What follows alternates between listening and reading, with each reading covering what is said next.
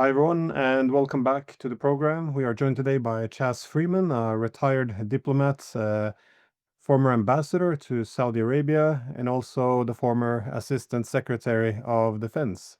So thank you for coming back on the program. Glad to be back with you, Glenn.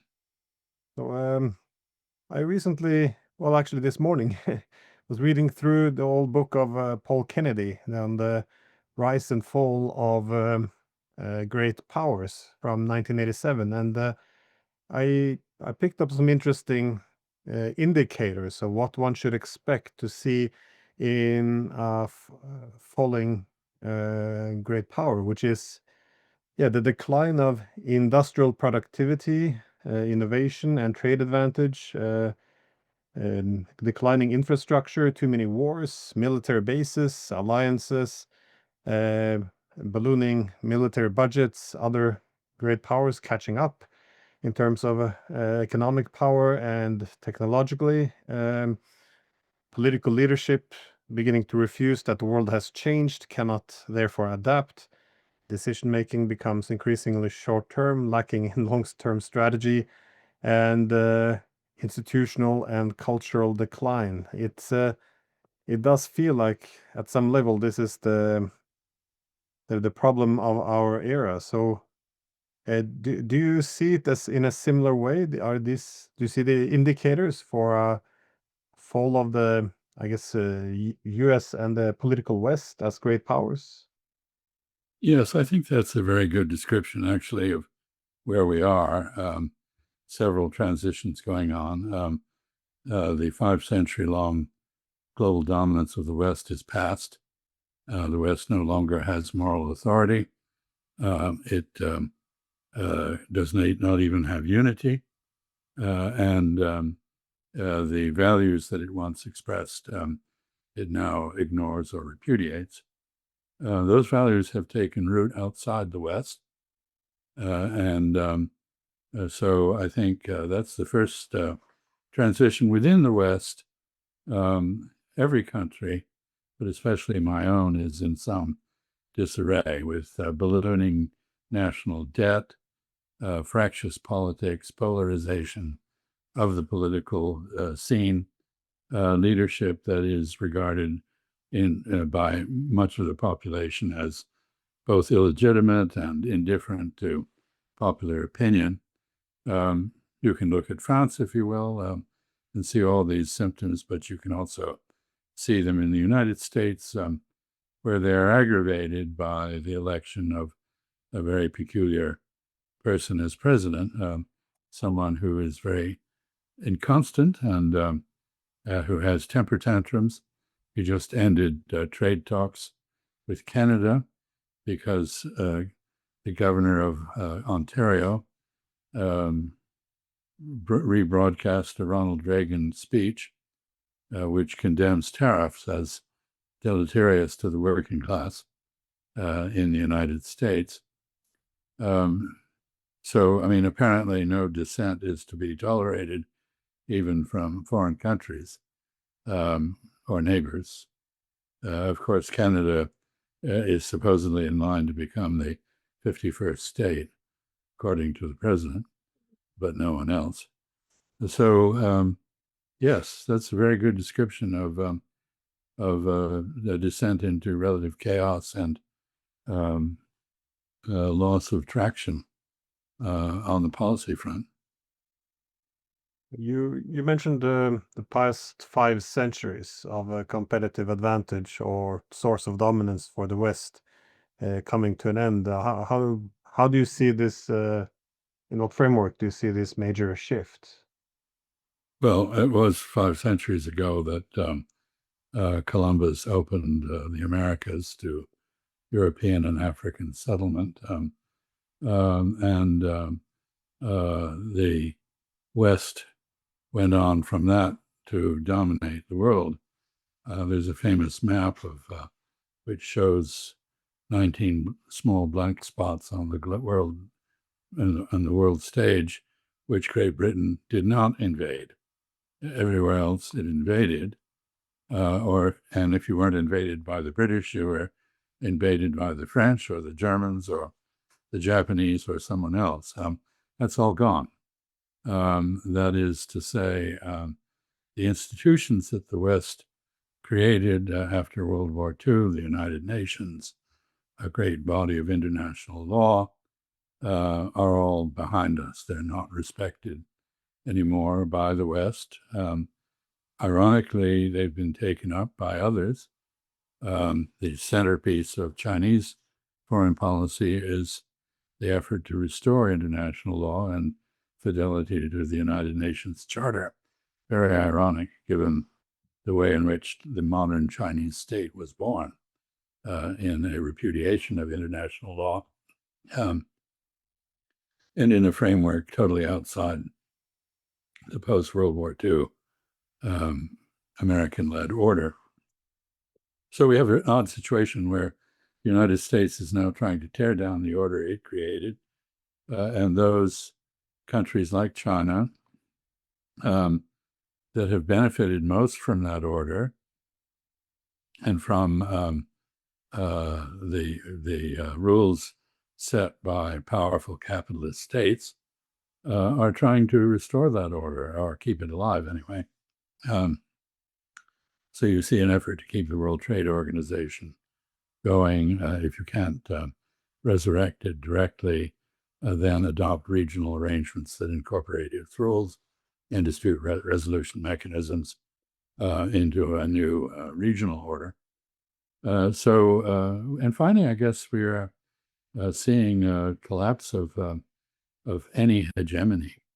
I prefer to call this a multinodal order. I mean, nodal meaning junctions that can accommodate many relationships, as opposed to poles, which are the two-dimensional end of a line.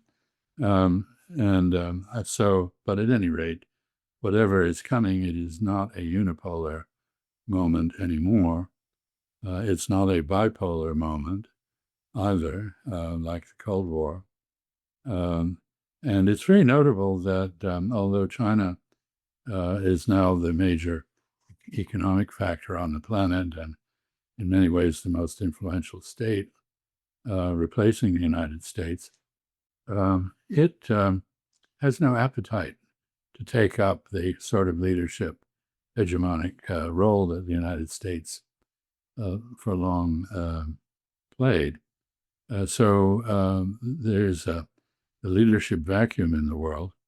We see this with disagreements about fundamental issues like climate change, non-proliferation, efforts to manage risk management through arms control, for example, and of course the breakdown of the rules of international trade that were carefully worked out. And oddly enough, we have as the sort of crowning touch in the decay, the United States embracing Argentina, which has defaulted 9 times on its sovereign debt and is probably the worst.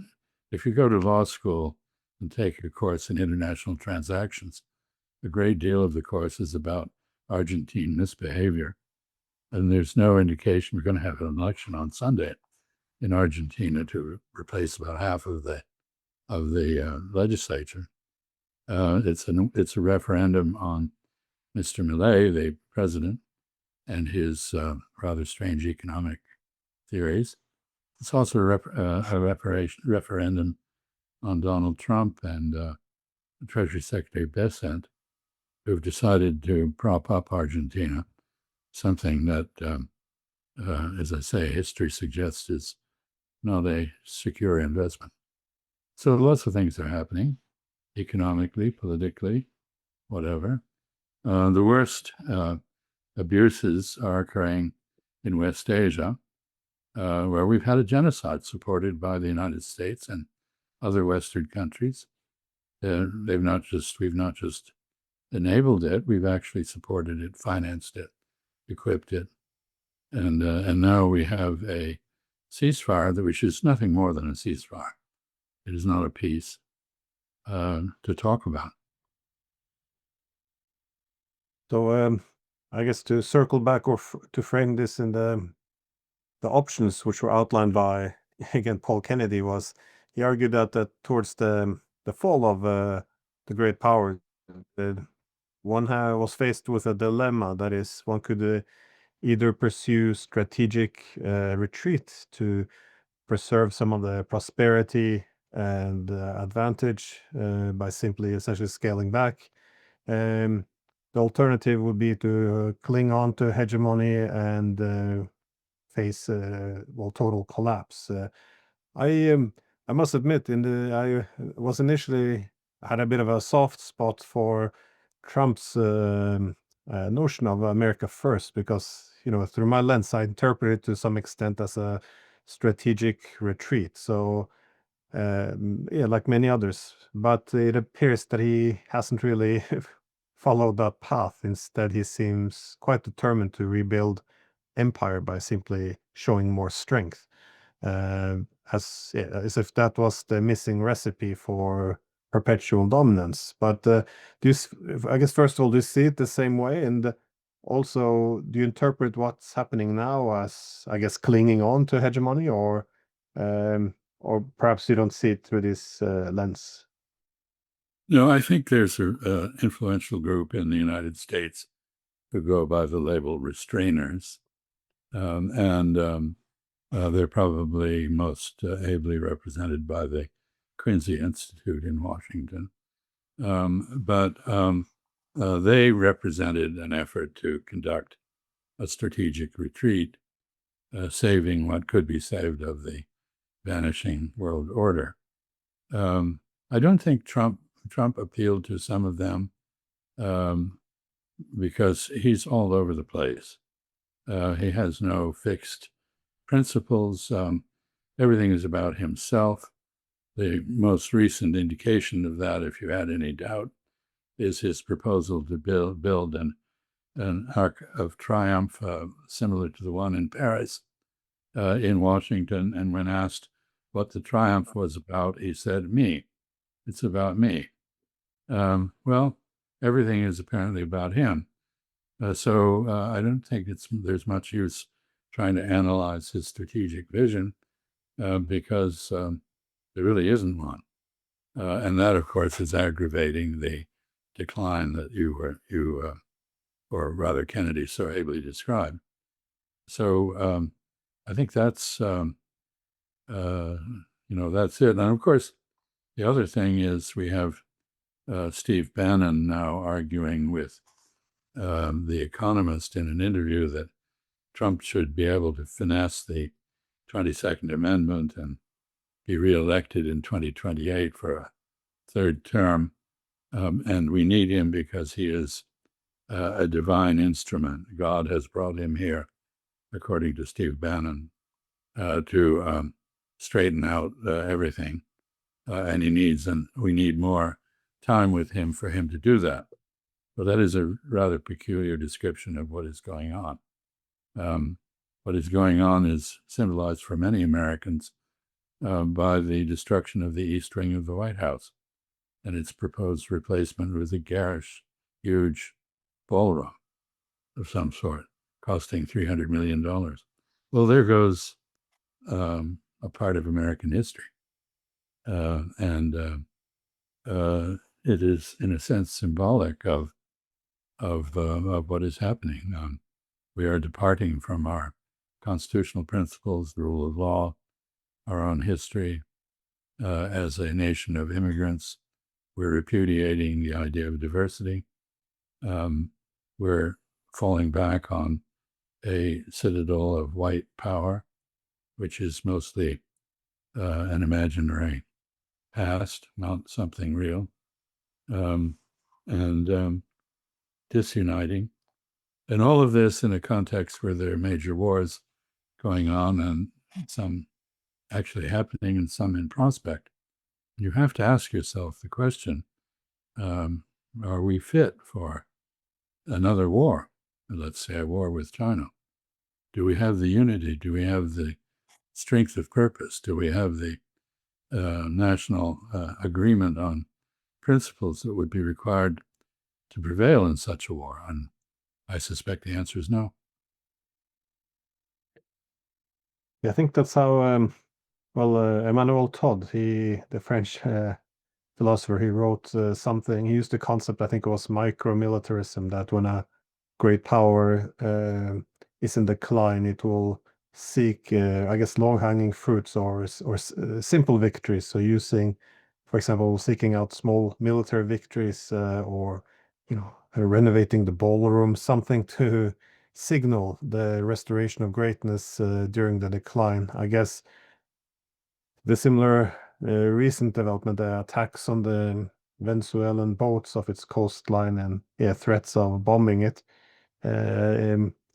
falls within this, or even bullying the Canadians of all people, kind of falls within this category, the desperate show of strength. Uh, but uh, uh, but there is a bit of an interesting contradiction, though. That is that after the 20th century, that is in the first half, the fight against fascism, the second half, the fight against communism, and then by 89, the Cold War is over. 2 years later, the Soviet Union collapse.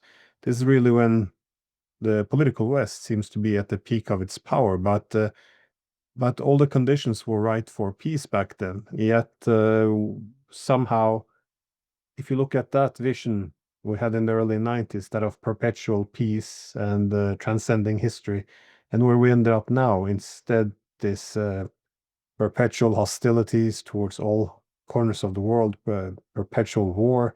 How have you how do you explain this transition? Because it was the best time essentially for peace, but this is really when the political West, not just the US, but the Europeans as well, seem to now be more gung-ho on war than ever before.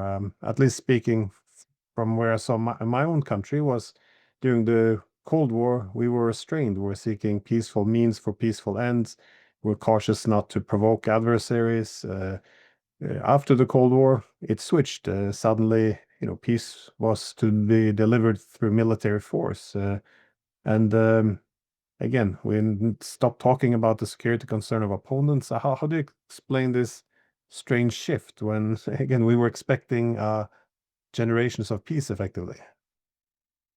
Well, a great deal of it, I don't think there's any single explanation for this trend, but a great deal of it has to do with the misinterpretation of the end of the Cold War, that it was somehow that the Soviet Union was defeated militarily somehow.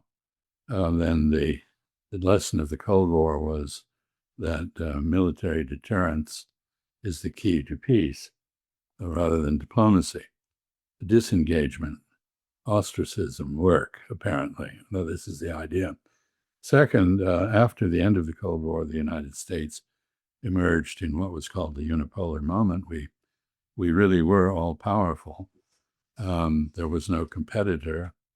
And because we could do anything we wanted, we did.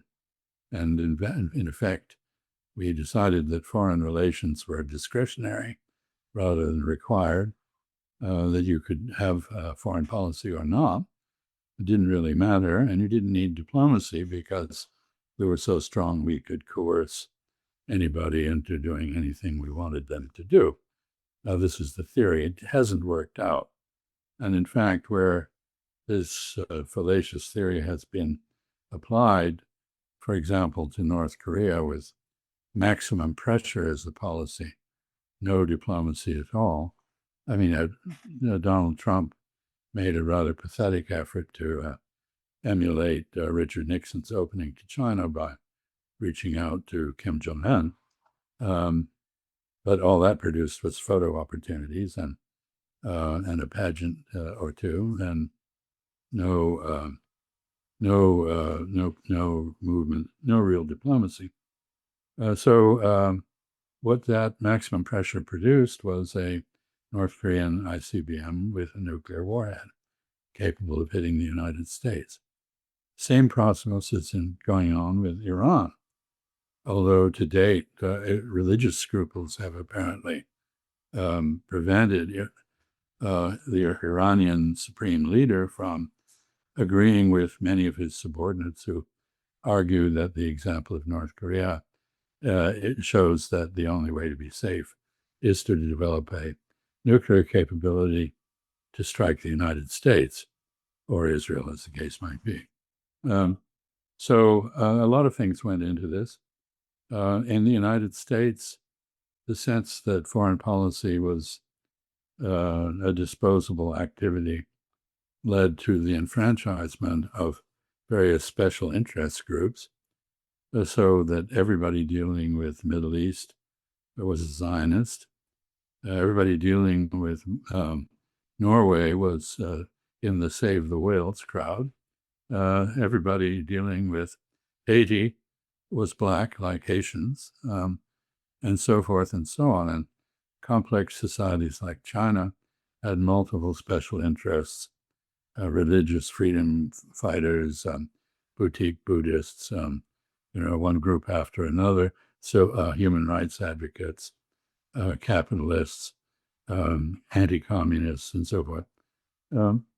A great agglomeration of different special interests, and therefore there was no policy worthy of the name, no policy worthy of the name toward any of the countries I mentioned, including your own. There is more to Norway, I believe, than whale hunting.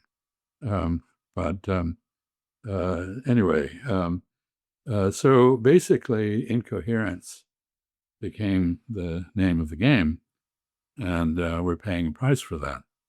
The final irony or the result of all this is evident in President Trump's continued misunderstanding of peace as opposed to ceasefire. He thinks ceasefire and peace are the same thing.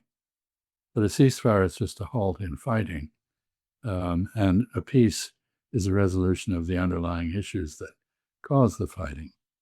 And he seems to be unwilling to address the causes of the fighting, whether they're in Israel-Palestine or in Ukraine and Europe, European security affairs, or in relation to Iran or China. So he talks about short-term ceasefires, which always break down, and the one in the Middle East has already been seriously violated by Israel, and it's clearly not going to last. So we have a combination of incoherence and ineptitude at play. Well, it's worth addressing both of those ceasefires, and I think you're very correct in this, because it seems that this maximum pressure to impose a ceasefire or desirable outcome, it fails to address the security competition and the actual, as I said, underlying causes which fueled the conflict to begin with. But given that you're the former U.S. ambassador to Saudi Arabia, and this is your part of the world, how would you assess the situation now in the Middle East? I mean, as a consequence of America's decline, a country like Israel, which is, well, I don't want to demean it, but it's almost like a settler outpost. To what extent can Israel exist or survive without the United States, given how much funding, both monetary as well as military equipment, the U.S. provides to Israel? Of course, you can put in political support as well. Israel cannot survive without American support, although Prime Minister Netanyahu claims that it can become a sort of Sparta. We all remember what happened to Sparta.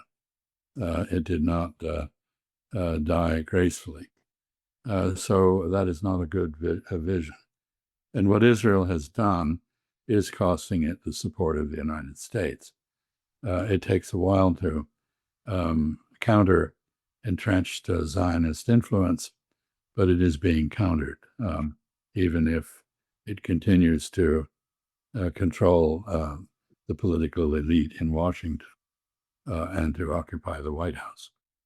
So Israel is in grave jeopardy. It has had 80 years to make a friend in the Middle East, and it has made none. It has made an enemy of everyone. And it now proposes to impose a version of the League of Nations mandate that created it on Gaza, which is utterly unacceptable to the entire world beyond the United States and Israel. So it is losing its support in Europe. Not that Europe is very present in the region these days. Europe seems to be so divided and so focused on an alleged Russian threat that it is not active where it once was. So we have the reawakening of Turkey as a Middle Eastern power, a West Asian power. President Erdogan just did a circuit of the Gulf Cooperation Council countries, ending in Oman, and very correctly said that for the so-called ceasefire that has been arranged in Gaza to be perpetuated, Israel will have to be cut off from weapons support from the United States and political support. Your country, I believe, has sponsored a resolution in the United Nations calling on Israel to return to respect for international law and the UN Charter and implement the agreements that it has made. In the meantime, the international legal apparatus, the International Court of Justice, has deepened its condemnation of Israel's blocking of humanitarian aid to Gaza, which it is continuing to do in violation of the alleged agreement that Mr. Trump is so proud of. And we have a series of American senior officials, including the vice president, going to Israel to engage in what is called Bibi-sitting. That is watching Bibi Netanyahu carefully because no one trusts him, not his own people, not Americans, not anyone. And so this is not a pretty picture. Elsewhere in the region, we're seeing slow rapprochement continue between the Gulf Arabs and Iran. The Lebanese have not disarmed Hezbollah and will not, despite the demand of the United States and Israel that they do that. Syria remains seriously divided. And we're now told, perhaps as part of an argument for a continued American military presence in Syria, that the Islamic State is being reborn in the anarchy of contemporary Syria, with attacks on the Kurds, the so-called Syrian Democratic Forces, having taken place.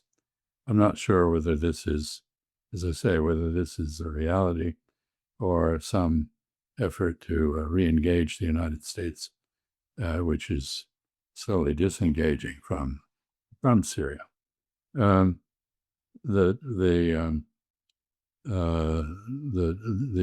other great powers, Russia at the moment is, of course, obsessed with NATO enlargement, Ukraine, European security issues. But it is increasingly active diplomatically in West Asia. The Chinese are very active, although they are not going to provide a security substitute for the United States. They're too smart. And the countries in the region, although they're distancing themselves from American protection, realize there's no alternative to it. So they can only go so far. This is why you see an effort being made by Saudi Arabia to hold on to the essence of the informal but very real American security commitment to the kingdom that was agreed between the founder of this kingdom, Abdulaziz Al Saud, and Franklin Delano Roosevelt at the end of World War II. An executive agreement of some sort, which of course has no constitutional standing at all in the United States, no efficacy, but it does represent a hedge as Saudi Arabia repositions itself as an independent actor. So lots of things in motion, all reflecting American retreat, decline, if you will, and a greater assertiveness by middle-ranking powers and efforts by smaller countries to get together to replace or rebuild those parts of the Pax Americana without the United States that they can. There's a very interesting constellation that's emerged in Southeast Asia between Singapore, New Zealand, and a couple of other small countries, trying to work out rules of trade and investment that would sustain the WTO practices even without the WTO, which the United States has sabotaged. So, we're clearly in a period of transition away from any hegemony, as I said, and toward a much more divided, much more diverse, multinodal order. Well, in this multinodal order, what do you see in the cards for Europe? Well, I guess Europe can exist without the United States, but nonetheless, the Europeans been living under U.S. protections, very tight protection since the Second World War, creating a really extreme economic and security dependence. So, willing or unwilling, the US will still need a strategic retreat in some areas, and Europe seems to be a top candidate for reducing the focus, which might be easier or the more interest at least to do this as Europe declines in not just in terms of economic power but also political relevance. But do you see the Europeans turning on each other or being able to remain cohesive in some way, or in general, the European security architecture? How do you see it developing, I guess, in the post-American world order? Well, there's no agreement at all between Europeans about what should be done, and there's no agreed vision for a European relationship with Russia. In fact, rather than discussing the obvious requirement to have some sort of guarantee of a cooperative relationship with Russia and keep Russia from having designs on Europe outside its own borders, people are jumping up and down as though they're following the advice of, when in trouble, when in doubt, jump around and walk about. There's no coherence to this. This can't last. You said Europe has economic, political, security dependence on the United States. It also has an intellectual dependency. It has no vision. There's nobody in Europe who's putting forward a coherent view of the Europe of the future in its relationship with not just the Russian Europeans, but to Eurasia as a whole, or to the globe. So Europe is a mystery in terms of it's an enigma. It is not cohering as it should. Europe has all of the characteristics of a superpower, except coherence and leadership and vision. And I think it's a great shame, by the way, that the meeting in Budapest between Donald Trump and Vladimir Putin is not taking place, because one of the few Europeans who does seem to have a vision of, maybe the wrong one, but at least a vision of European security is Viktor Orban. And he seems to recognize, along with a few others, the necessity to craft a sustainable relationship with the Russians, with the Chinese. And, Hungary may have its problems, and certainly it is not an example of a liberal democracy. But it does seem to have a pretty clear vision of its own place in the world. And that seems to be anathema to other Europeans other than Robert Fico in Slovakia and now Babiš, I guess, in Czechia.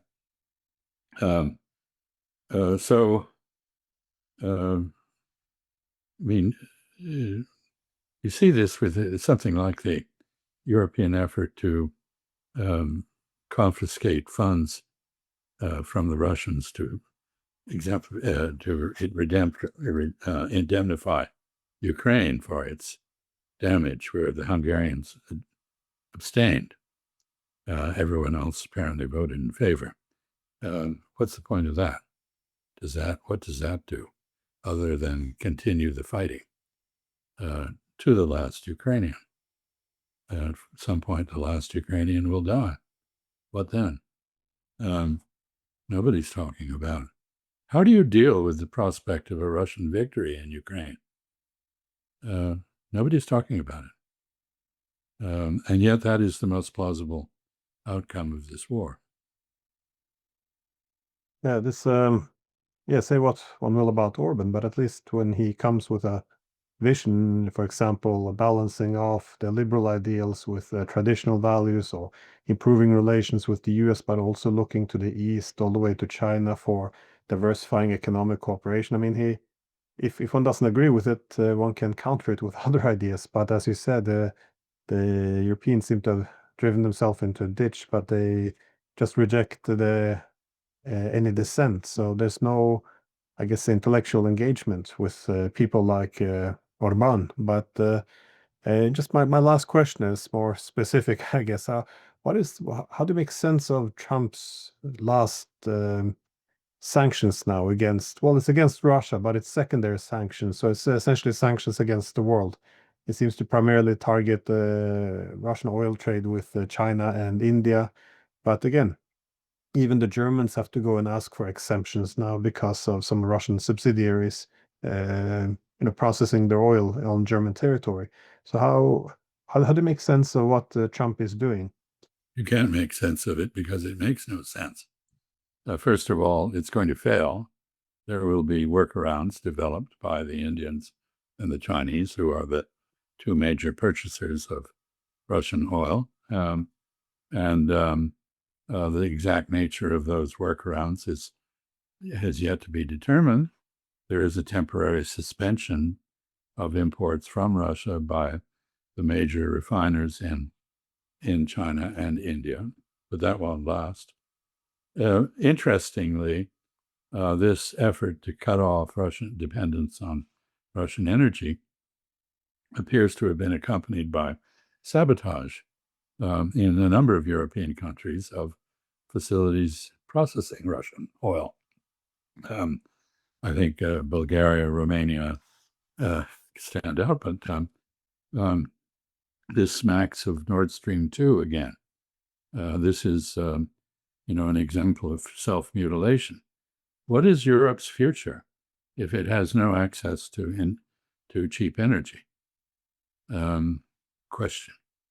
The Germans are finding out what the loss of cheap energy means for their economy.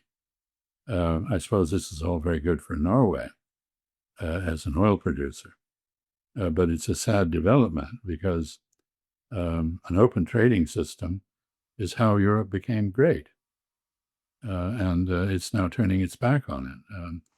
So in its own way, it is not doing anything quite as extreme as the Trump administration is doing with the United States. But Europe doesn't have a coherent position on any of the major issues of the day. Global balance, global trade, investment, relations with China as now the dominant economic force on the planet, relations with Russia. What is the Turkish relationship to the rest of Europe? Nobody seems to know. Is Europe going to sustain its colonial enterprise in Palestine? I mean, we have, oddly enough, Zionism, which bears very little resemblance to Judaism, was a Christian idea originally. It wasn't invented by Jews.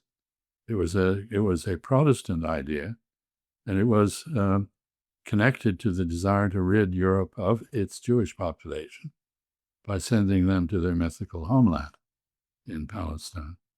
It then became, I've described it as a monster in Jewish clothing. It's not.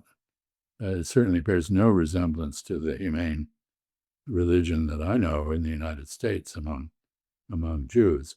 And Israel is losing the support of the Jewish population beyond it, precisely for this reason. They don't want to be associated with something that really bears the same relationship to Judaism as the Islamic State bears to Islam.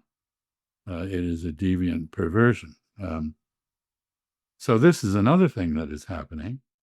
And again, Europe has no answer for this.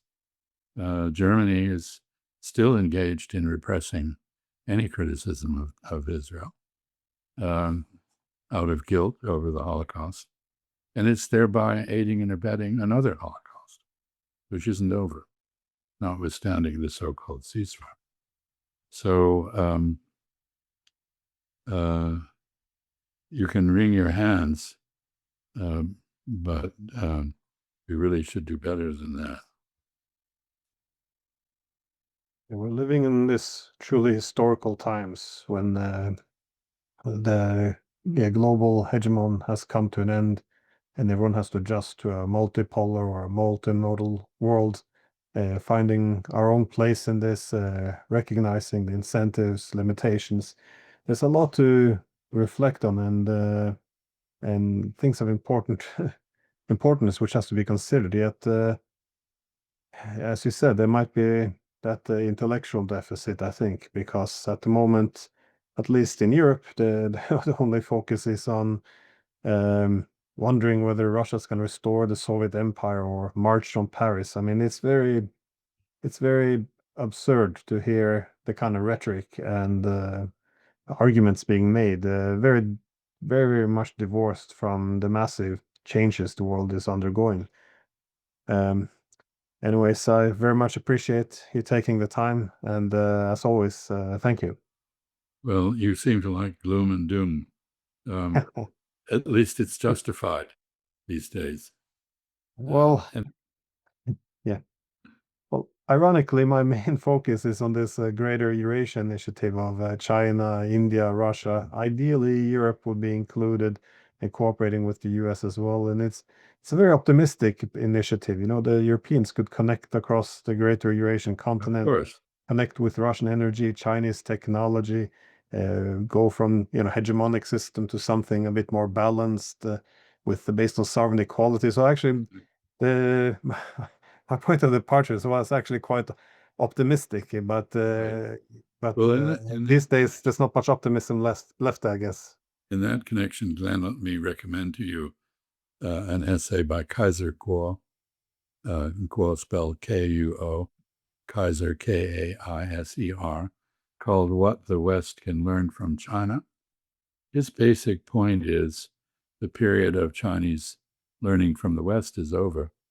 China is now independent and forging ahead, not copying anyone. And it's doing a lot of things that we need to look at if we're going to find answers to our own dilemmas. So I recommend that. It's a very intellectually stimulating essay right in your Asian focus basket. I've heard something similar from the Russian leadership, that we've learned everything we can now from the West. It's time to look east. I'm not sure everything is a lot, but the fact that sentiment is there is interesting. Well, it means a world in which the West is no longer leading, which is where we started this discussion. And the West needs to find a new path to serve its own interests and those of the rest of the world. And we're not even trying at this point. On that happy note, thank you again for having me aboard. Thank you.